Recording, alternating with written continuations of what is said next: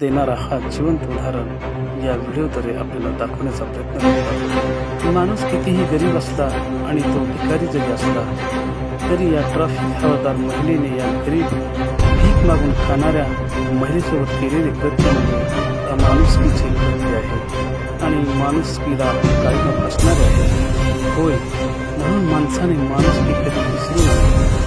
गरीब कितीही गरीब असला आणि तो हलाखीचे जीवन जगत असला तरी कधी काळी तोही आपल्या कामी येतो, हे माणुसकी जाणून ठेवण्याची भावना आहे। या भिकारी महिलेने या ट्रॅफिक पोलीस महिलेसोबत केलेले कृत्य हे माणुसकीचे जिवंत उदाहरण आहे।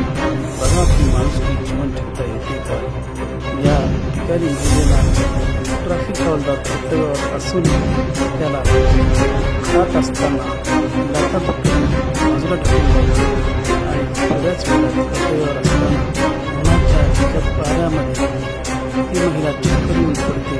पोलीस हवालदार तेव्हा याच या भिकारी महिलेने आपल्या जवळील पाणी मारून पाणी पाजून याला होशमध्ये आणले। हे म्हणजे माणुसकी आहे।